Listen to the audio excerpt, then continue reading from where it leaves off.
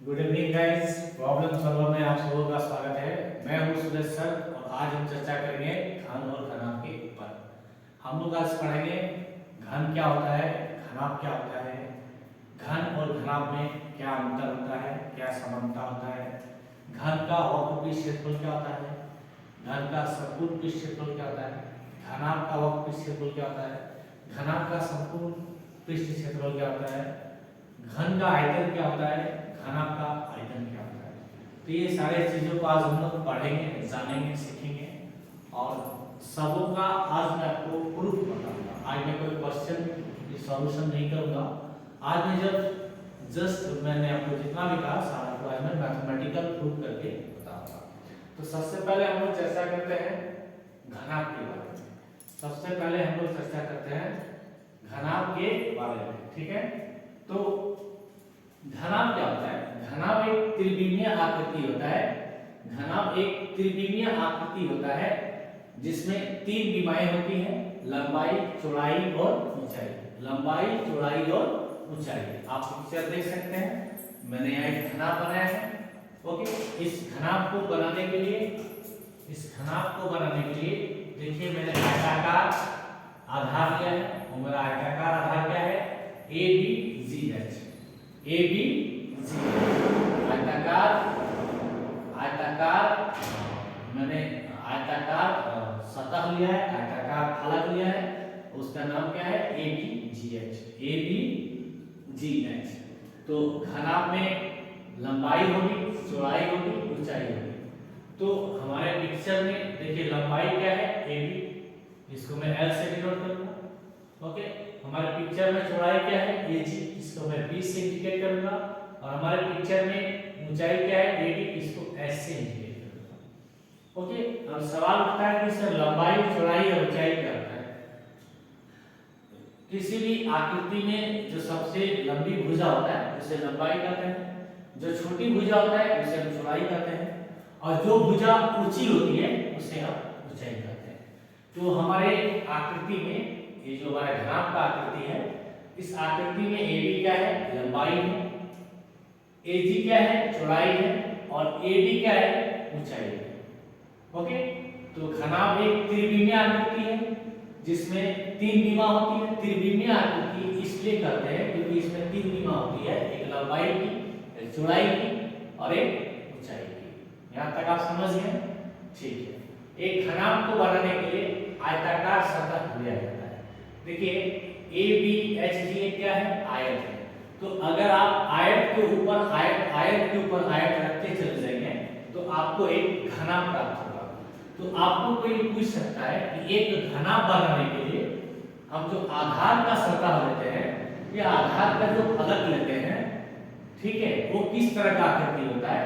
तो याद रखिएगा घनाभ को बनाने के लिए जिस सतह का प्रयोग करते हैं, जिस आधार का प्रयोग करते हैं, वो हमारा आयताकार होता है, वो आयत होता है।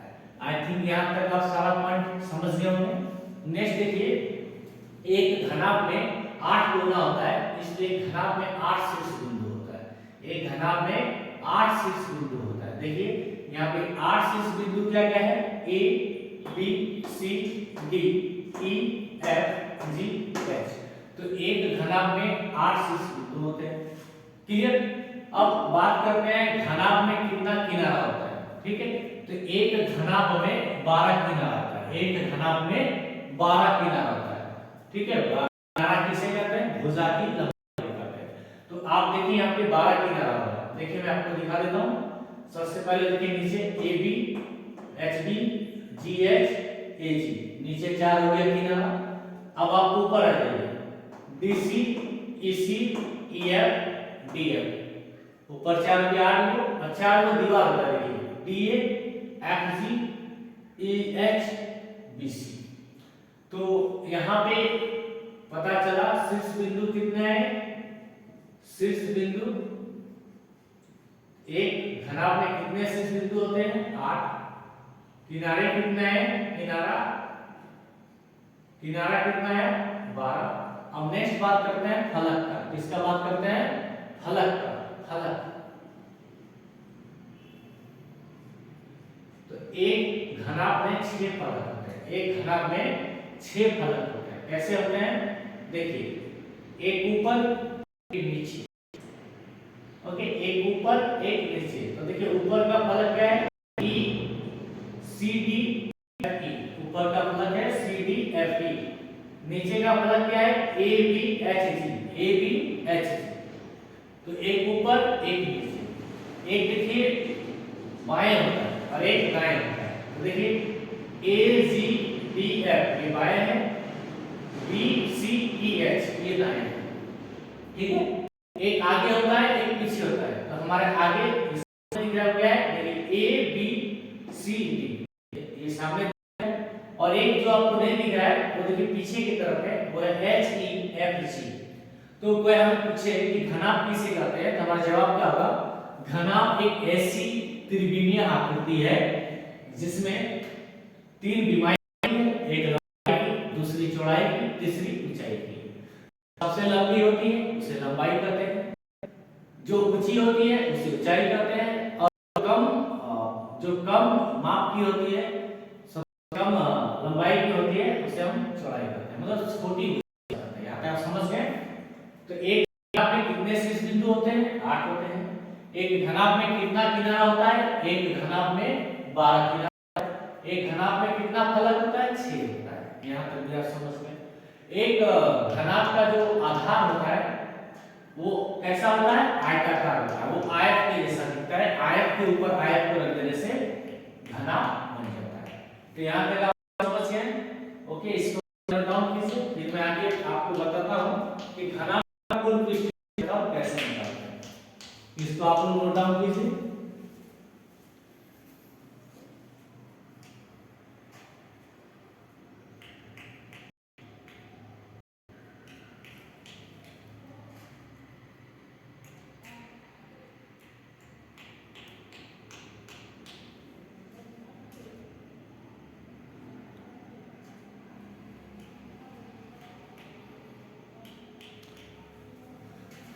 चलिए अब हम लोग लिखिए रिलेशन, मैं आपको जो बता रहा हूं, ठीक है। मैं इसमें मिटा रहा हूं।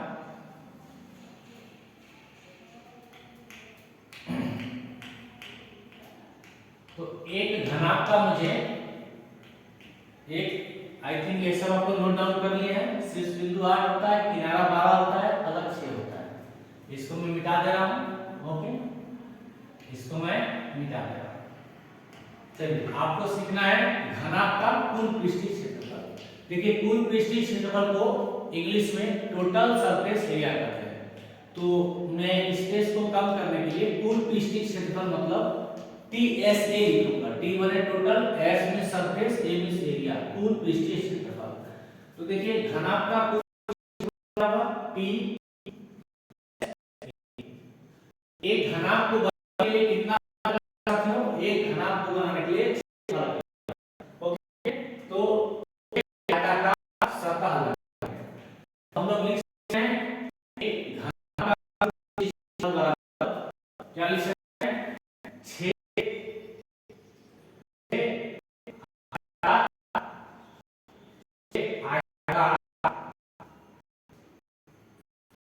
फलकों के क्षेत्रफल का एक घनाभ बनाने के लिए, एक घनाभ को बनाने के लिए 6 आयताकार सतह होता है। एक ऊपर एक नीचे, एक दाएं बाएं, आगे एक पीछे। आप बक्सा, ओके, घर में आप देखे होंगे, आप साबुन देख सकते हैं, तो आप लोग देख सकते हैं। ये सारा आकृति प्रैक्टिकल में किस एग्जांपल है, घनाभ का एग्जांपल है। तो हमें घनाभ का कुल पृष्ठीय क्षेत्रफल निकालना है, ठीक है। पृष्ठीय क्षेत्रफल को ही संपूर्ण पृष्ठीय क्षेत्रफल बोलते हैं। अगर क्वेश्चन में कुल या संपूर्ण ना लिखा रहे कि वो का मतलब वही है, जगह में आपको पृष्ठीय क्षेत्रफल लिखा सकता है। तो ये कुल पृष्ठीय क्षेत्रफल संपूर्ण पृष्ठीय क्षेत्रफल सबका एक ही मतलब है टोटल सरफेस एरिया। अब आगे हम लोग बात करते हैं कि घनाभ बनाने के लिए कितना फलक का जरूरत पड़ता है। तो अभी मैंने आपको बताया एक घनाभ को बनाने के लिए 6 आयताकार फलक का जरूरत पड़ता है।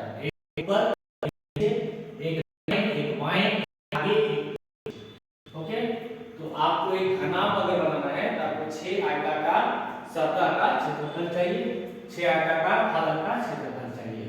तो चलिए पिक्चर में देखते हैं हमारे पास आयताकार फलक क्या क्या है। तो देखिए यहाँ पे मैं बता रहा हूँ, आप देखते चलिएगा। पहला हमारे पास A B H G, A B H G, okay. Next एक नीचे लिया मैंने ना, नीचे लिया तो ये देखिए मैंने नीचे लिया। अब मैं ऊपर लूंगा तो ऊपर क्या आएगा, E F D, E F D C, E F D C, okay. एक ऊपर लिया एक नीचे लिया, ठीक है। अब मैं एक बाएं लूंगा एक दाएं लूंगा। तो देखिए बायां आपका क्या है, A G F D, A G F D, okay. Plus आपका दाया क्या है, H B C E, H B C E, okay. Next आपके सामने क्या दिख रहा है, A B C D, A B C D, और आपके पीछे क्या दिखेगा, G H E F, G H E F, ये आपको इधर दिखेगा। आप पिक्चर देखिए, आप फिगर को अच्छा से देखिए, आपको समझ में आ जाएगा। ए बी एच जी नीचे था, ई एफ डी सी ऊपर था, ए जी एफ डी आपके बाएं साइड था, एच बी सी आपके दाएं साइड था, ए बी सी डी आपके फ्रंट में दिख रहा है सामने में, और जी एच ई एफ आपके पीछे रहेगा, ओके। तो यहां पे होगा जी, G H E F, okay. तो 6 आयताकार फलक का नाम मैंने लिख दिया। तो 6 आयताकार फलक का जो क्षेत्रफल आएगा उसको जोड़ने से जो आएगा वही आपका घनाभ का कुल पृष्ठ क्षेत्रफल है, क्योंकि घनाभ को बनाने के लिए 6 आयताकार फलक या 6 आयताकार सतह का जरूरत पड़ता है, ओके। तो हम लिख सकते हैं कि क्षेत्रफल का योग, तो के इसके आगे आप ऐसे लिख दीजिए, यहाँ पे इसके आगे आप ए आर लिखिए, इसका मतलब हो जाएगा एरिया मींस क्षेत्रफल। इसका क्षेत्रफल जोड़ इसका क्षेत्रफल जोड़ इसका क्षेत्रफल जोड़ इसका क्षेत्रफल जोड़ इसका क्षेत्रफल जोड़ इसका क्षेत्रफल, ओके ठीक है। अब आप फिगर को ध्यान से देखिए, A B H G, A B H G, A B H G, A B H G आपको एक आयत के जैसा दिख रहा है। कैसे दिख रहा है, ये आयत के जैसा दिख रहा है। तो ए बी एच जी में ए बी क्या है, लंबाई है, ए जी क्या है, चौड़ाई है। तो आयत का क्षेत्रफल क्या होता है, लंबाई गुना चौड़ाई। तो ए बी एच जी को आप लिख सकते हैं एल गुना बी, एल गुना B, okay. Next E F D C, E F D C, तो ई एफ डी सी को गौर से देखिए, डीसी जो है ए बी के बराबर होगा, डीसी जो है ए बी के बराबर होगा, क्योंकि ए बी सी डी एक आयत है, आयत का विभिन्न भुजा बराबर होता है। तो आपका ए बी एल है, आपका ए बी क्या है, एल है, आपका डीसी क्या हो जाएगा, एल हो जाएगा, ओके। आपका ए जी क्या है, पी है, तो ए जी और डी एफ बराबर होगा, क्योंकि ए जी डी एफ एक आयत इधर बन रहा है, आयत का विभिन्न भुजा बराबर होता है, तो ए जी बराबर डी एफ, तो ये आपका क्या हो जाएगा, बी हो जाएगा। तो नीचे जितना क्षेत्रफल आया ऊपर भी उतना ही क्षेत्रफल आएगा, इसे ही समझ में आ रहा है। तो नीचे का क्षेत्रफल L गुना B आया, तो ऊपर का क्षेत्रफल क्या आएगा, L गुना B आएगा। नेक्स्ट AGFD, AGFD, AGFD आपके बाएं साइड है ना, तो बाएं साइड गौर से देखिए AGFD, ये भी आपको आयत दिख रहा है, आयत का क्षेत्रफल क्या होता है, लंबाई गुना चौड़ाई। तो अगर हम AGFD को ध्यान से देखें तो यहाँ पे लंबाई नहीं दिख रहा है, आपको क्या दिख रहा है, ऊंचाई। इसका मतलब ऊंचाई ही लंबाई का काम करता है। ये आपका क्या दिख रहा है, ऊंचाई, और ये आपका क्या दिख रहा है, चौड़ाई। तो यहाँ पर लंबाई का काम कौन कर रहा है, ऊंचाई। देखिए पिक्चर, लंबाई का काम कौन कर रहा है, ऊंचाई h, और चौड़ाई का काम चौड़ाई। तो आपके बाएं साइड जो आयत बन रहा है AGFD, उसका क्षेत्रफल क्या होगा, लंबाई गुना चौड़ाई। तो यहाँ पे लंबाई का काम कौन कर रहा है, AD, और AD को क्या माना है हमने, h। तो क्या हो जाएगा, h गुना b, h गुना बी। और बाय सिमेट्री सममिति से आप देख सकते हैं, देखिए जितना क्षेत्रफल ऊपर था उतना नीचे है, उसी तरह जितना बायां आएगा उतना दायां आएगा। आप इसको चेक भी कर सकते हैं। देखिए आपके दायां साइड में आयत क्या बन रहा है, BHEC, BHEC। तो BHEC में देखिए तो BH जो है और EC जो है बराबर आएगा, ठीक है। और अभी मैंने आपको बताया EC और FD बराबर है, क्योंकि EFDC को ध्यान से देखिए, FD और EC आयत का विपरीत भुजा है, तो FD अगर B होगा तो EC भी B होगा, और EC अगर B होगा तो HB भी आपका B होगा, ओके। और AD अगर आपका H होगा तो AD और BC विपरीत भुजा है, तो ये भी आपका H हो जाएगा। तो आप पिक्चर को गौर से देखिए, HBEC, HBEC में चौड़ाई क्या है B और लंबाई क्या बन रहा है H, तो अगेन ये क्या होगा H गुना B। तो यहाँ से एक चीज समझ में आया कि एक घनाभ को बनाने के लिए जो 6 सतह होता है, उस 6 सतह में जो ऊपर का सतह होता है उसका क्षेत्रफल नीचे के सतह के बराबर होता है। देखिए हम लोग निकाल के देखें। इसी तरह जो बायां सतह का जो क्षेत्रफल होता है दायां के बराबर होता है। इसका ये मतलब हुआ सामने का जो क्षेत्रफल आएगा वो दूर के क्षेत्रफल के बराबर होगा, जो हमारे आगे का क्षेत्रफल आएगा वो पीछे के क्षेत्रफल के बराबर आएगा। तो आगे में देखिए तो हमारा क्या है, आगे हमारा आकृति में आयत क्या है, ABCD, ABCD। तो ABCD में लंबाई क्या है L, लंबाई क्या है L, और चौड़ाई क्या बन रहा है इस बार H। देखिए ABCD में सिर्फ L और H दिख रहा है। देखिए ABL, BCH, CDL, ADH। तो ये क्या जाएगा L गुना H। और बाय सिमेट्री अभी लोग पढ़े, जितना आगे का क्षेत्रफल आएगा उतना पीछे का क्षेत्रफल आएगा, मतलब GHEF जो लिखा है हमने उसका भी क्षेत्रफल उतना ही आएगा। ये क्या आएगा L गुना H। अब आप यहाँ एक चीज देखिए तो आपने L गुना B कितने बार लिखा है, 2 बार।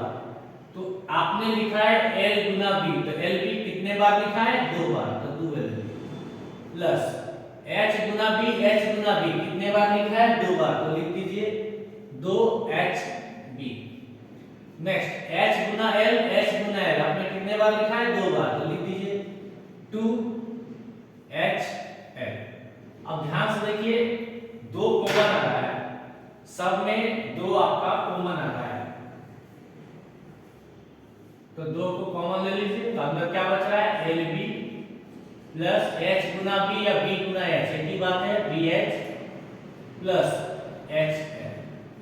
इसका मतलब ये हुआ कि घनाभ का संपूर्ण पृष्ठीय क्षेत्रफल क्या होता है 2 लंबाई गुना चौड़ाई प्लस चौड़ाई गुना ऊंचाई प्लस ऊंचाई गुना लंबाई। ओके, तो मैंने आपको प्रूव करके बता दिया कि एक घनाभ का कुल पृष्ठीय क्षेत्रफल जो होता है, एक घनाभ का जो कुल पृष्ठीय क्षेत्रफल होता है वो होता है 2 into LB plus BH plus HL। Hindi में 2 into लंबाई गुना चौड़ाई प्लस चौड़ाई गुना ऊंचाई प्लस ऊंचाई गुना लंबाई। इसको नोट डाउन कर लीजिए या फिर स्क्रीनशॉट। फिर मैं आगे आपको बताता हूं एक घनाभ का वक्र पृष्ठीय क्षेत्रफल कैसे निकालना।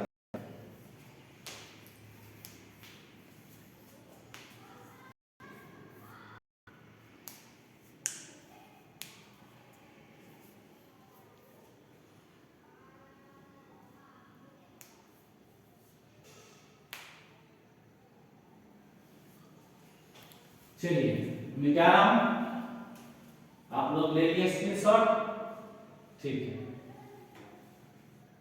अब आप एक चीज ध्यान दीजिएगा, अब मैं वक्र पृष्ठ क्षेत्रफल निकालूंगा। क्या निकालूंगा, वक्र पृष्ठ क्षेत्रफल।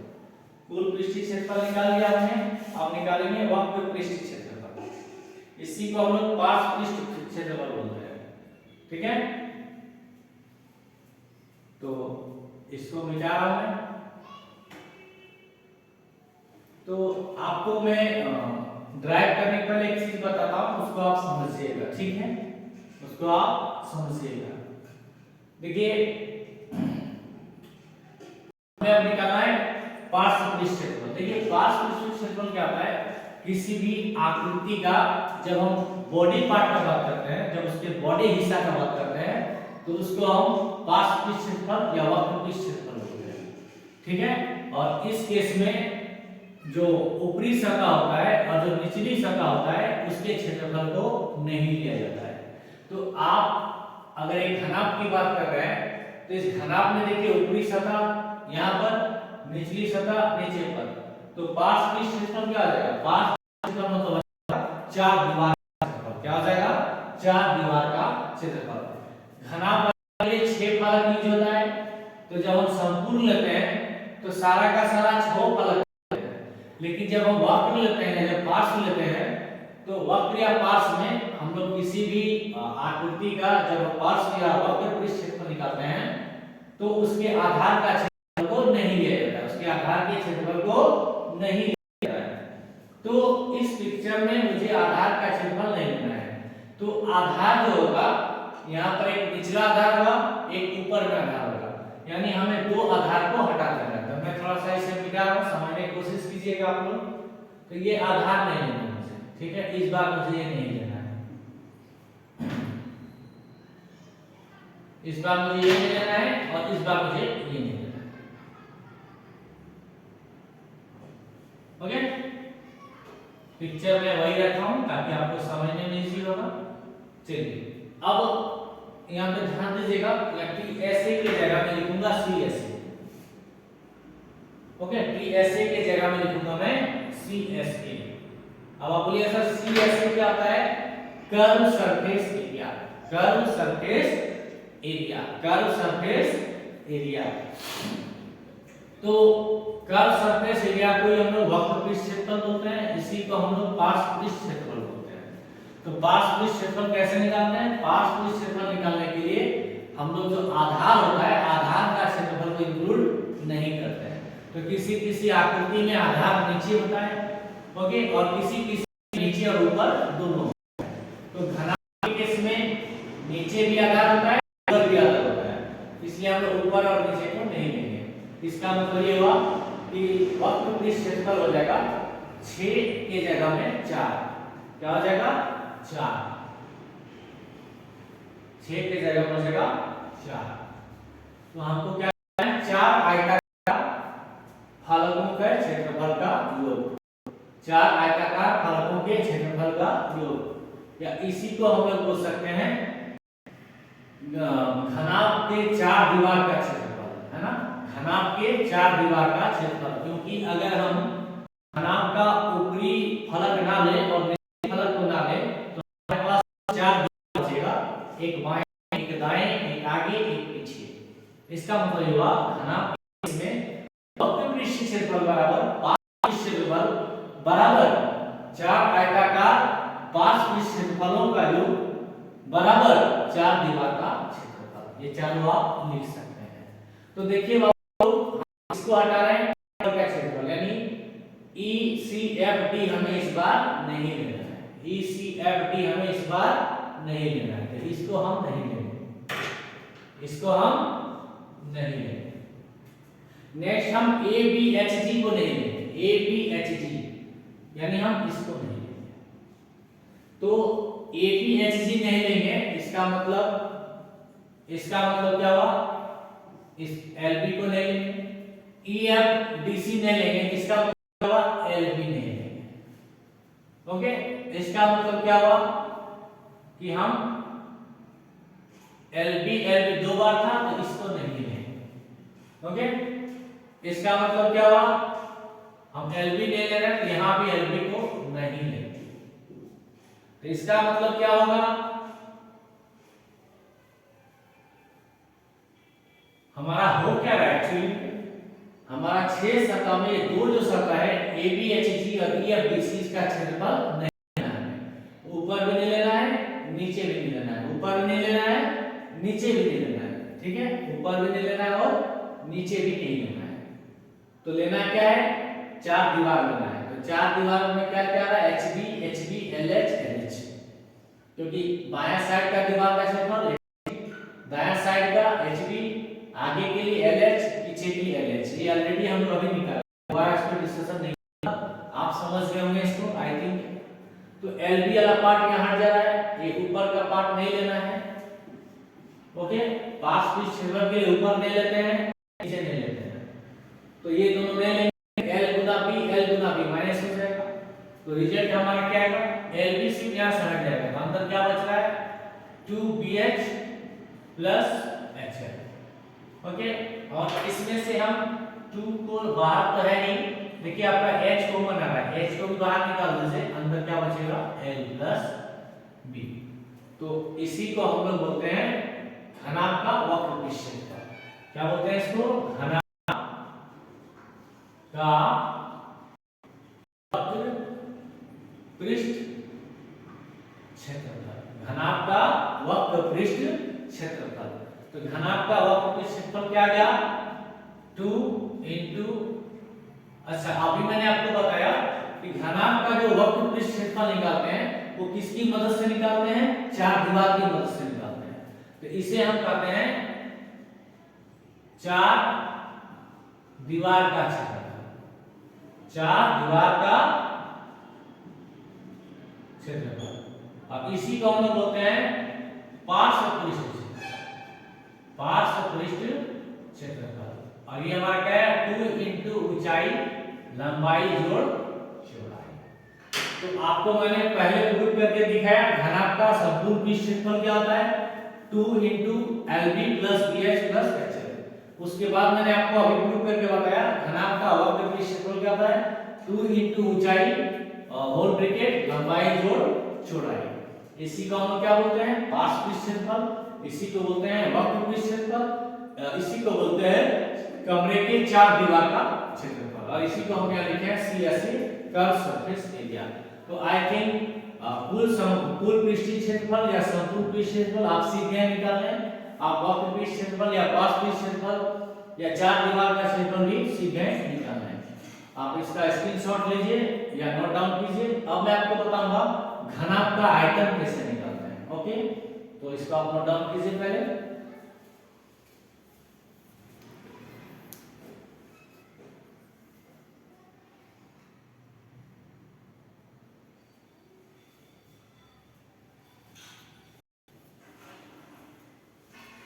चलिए अब हम लोग सीखेंगे घनाभ का आयतन कैसे निकालते हैं। ओके, मैं सारा मिटा रहा हूं, मैं सारा मिटा रहा हूं।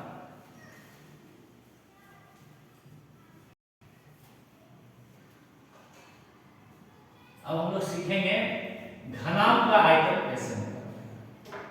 हमें सीखना है घनाभ का आयतन। तो देखिए कोई भी आकृति होगा, कोई भी आकृति होगा, ओके, उसका आयतन कैसे निकालते हैं, उसका आयतन निकालते हैं उसके बेसिक होता है आधार का क्षेत्रफल गुना ऊंचाई, आधार का क्षेत्रफल गुना ऊंचाई। क्या लिख दीजिए आप, आधार का क्षेत्रफल गुना ऊंचाई। ठीक है, अब हमारा जो घनाभ बना हुआ है, इस घनाभ में तो आधार क्या है मेरा, आधार क्या है मेरा ABHG, आधार क्या है मेरा ABHG। तो ABHG में आधार कैसा दिख रहा है, आयताकार दिख रहा है। कैसा दिख रहा है, आयताकार दिख रहा है। तो इस आकृति से देख के हम आधार का क्षेत्रफल लिख सकते हैं आयत, ओके, ABHG का क्षेत्रफल, आयत ABHG का क्षेत्रफल गुना ऊंचाई। इस आधार पर लंब कौन दिख रहा है आपको, तो AD दिख रहा है। कौन दिख रहा है, AD दिख रहा है।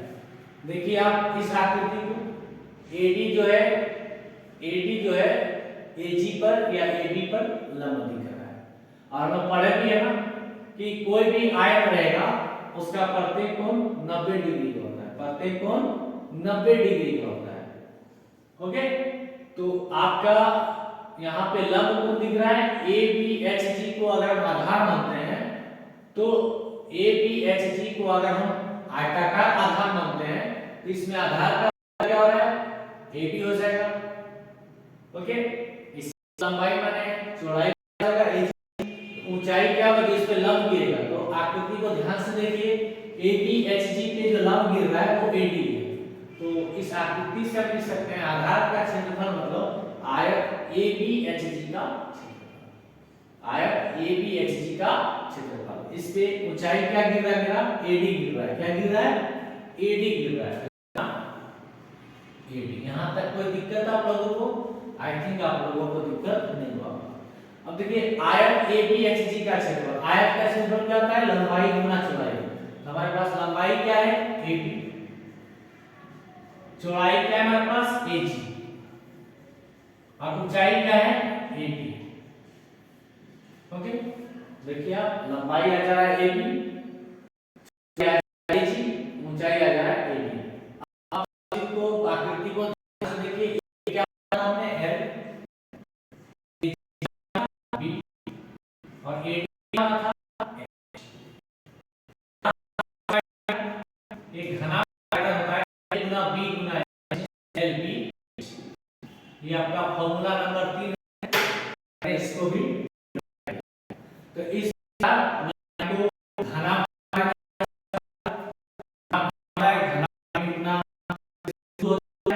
अलग किनारा होता है, आपका वक्र पृष्ठ संपूर्ण पृष्ठ क्या होता है, आयतन क्या होता है, तो आपको 3 फॉर्मूला मैंने बता दिया। हमारा नेक्स्ट टॉपिक रहेगा घन के ऊपर। इसका स्क्रीनशॉट ले लीजिए या नोट डाउन कर लीजिए।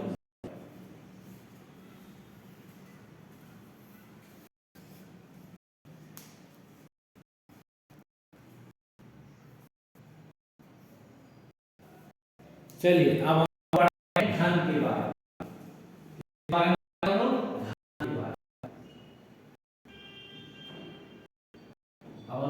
ऊपर चर्चा करेंगे।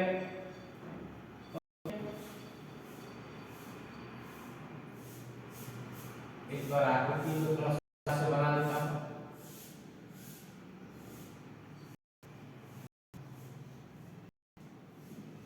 ओके, जिन्हें घना समझ में आ गया उन्हें घन आराम से समझ में आ जाएगा। ठीक है, अब हम लोग घन के बारे में पढ़ेंगे।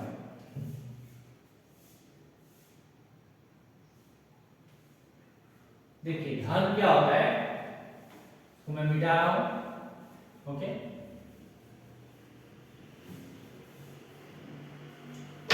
अब हमें पढ़ना है घन के बारे में,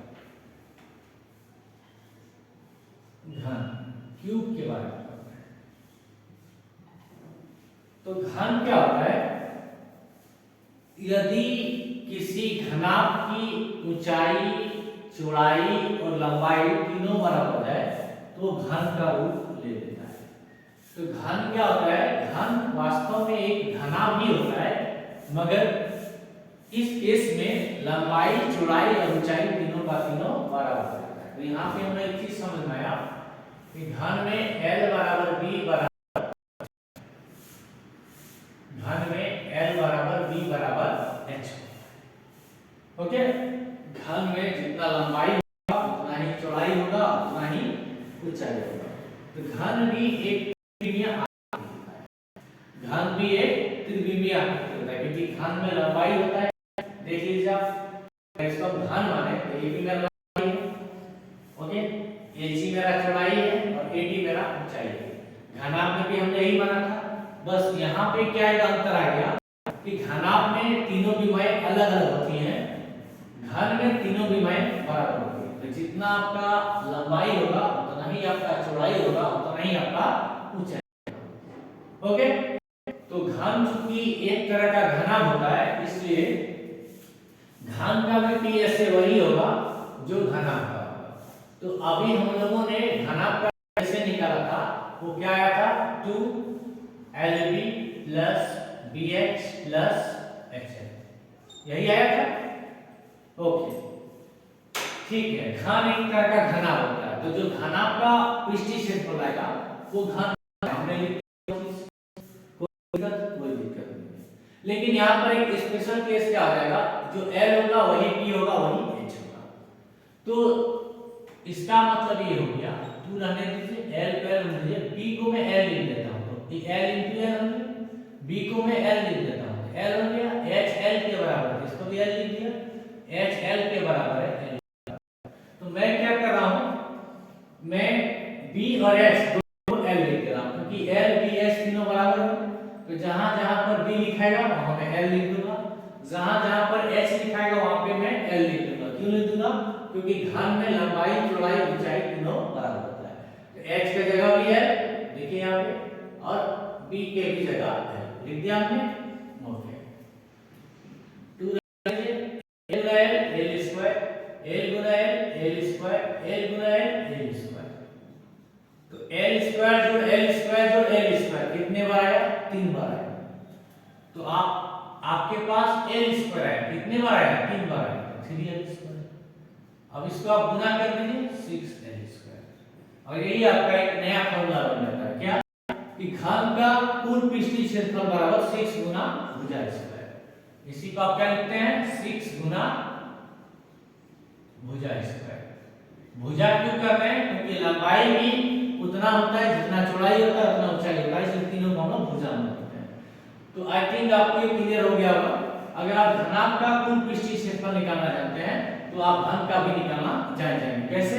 बस घन के केस में आपको एल बी एच तीनों का वैल्यू को बराबर कर देना है। ओके, इसका स्क्रीनशॉट लीजिए या नोट डाउन कीजिए, फिर मैं आगे आपको बताता हूं।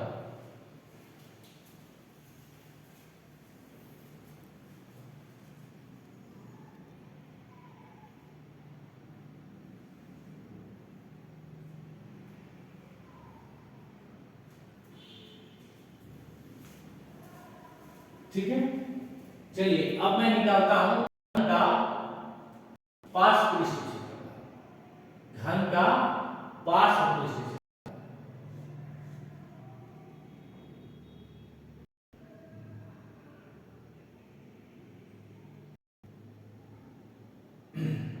आप लोग निकाल लिए हैं। चलिए अब मुझे निकालना है घन का पार्श्व क्षेत्रफल। अभी मैंने आपको बताया ना, पार्श्व क्षेत्रफल को हम क्या लिखेंगे? C S A, curve surface area. तो घन का पार्श्व क्षेत्रफल, तो अभी मैंने आपको बताया घन एक प्रकार का घना होता है, घन एक प्रकार का घना होता है। तो जो घनाभ का वक्र क्षेत्रफल होगा या पार्श्व क्षेत्रफल होगा वही आपका घन का हो जाएगा। तो अभी हम लोगों ने ड्राइव किया था घनाभ का वक्र क्षेत्रफल क्या होता है? 4 दीवार का क्षेत्रफल। इसका मतलब 2l + b * h, यही होता है ना, यही मैंने आपको बताया। लेकिन घन का केस में एक अलग चीज क्या होता है? घन एक घना होता है, इसमें कोई डाउट नहीं है, लेकिन इसमें लंबाई चौड़ाई और ऊंचाई ये तीनों बराबर होता है। तो फिर से क्या करूंगा? ओके, l का जगह l रहेगा, b के जगह भी l लिख दीजिए, क्योंकि b l के बराबर हो जाएगा और h भी l के बराबर हो जाएगा। 2l जोड़ l 2l और बाहर में l, तो 2 दूनी 4 4l स्क्वायर। इसका मतलब हुआ 4 गुना भुजा स्क्वायर, 4 गुना भुजा स्क्वायर। तो देखिए ये फॉर्मूला नंबर 4 रहेगा आपका। घन का पृष्ठीय क्षेत्रफल 6 गुना भुजा स्क्वायर, घन का पृष्ठीय क्षेत्रफल 6 गुना भुजा स्क्वायर। इसी तरह आपका घन का वक्र क्षेत्रफल 4 गुना भुजा स्क्वायर, स्क्रीनशॉट लीजिए या फिर नोट डाउन कीजिए। आपको घन कैसे निकालते हैं।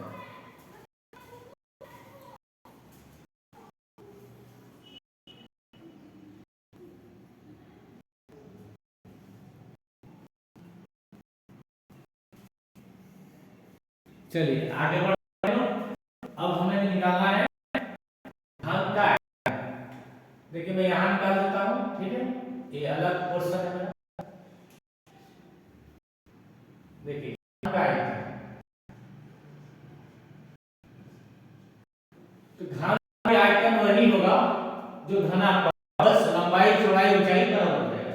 तो अभी हम घनाभ का आयतन क्या होता है? LBH। क्या होता है? LBH। तो L L रहेगा।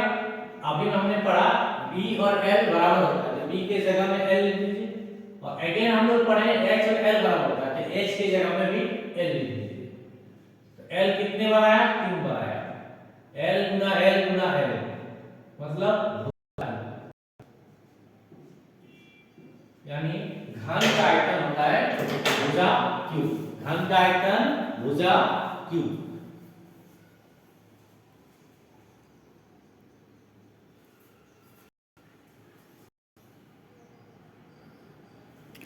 ओके, तो आयतन को वॉल्यूम से इंटीग्रेट करते हैं, मतलब V बराबर L क्यूब। तो हमारे पास रिजल्ट आया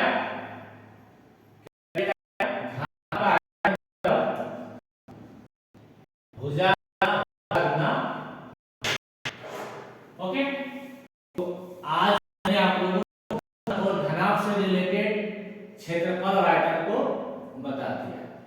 आई होप आप लोग समझ गए होंगे। तो आज की सेवा यहीं तक। अगर आपको वीडियो हमारा अच्छा लगा तो हमारे channel YouTube channel problem solver को जरूर सब्सक्राइब कीजिए, शेयर कीजिए, कमेंट कीजिए, लाइक कीजिए और अपने बातों को मैसेज कमेंट के माध्यम से जरूर बताएं। तो हमसे जुड़े रहने के लिए धन्यवाद। फिर हम लोग मिलेंगे अगले एपिसोड में, अगले वीडियो में नए नए चीजों के साथ। तब तक के लिए तहे दिल से आपको नमस्कार।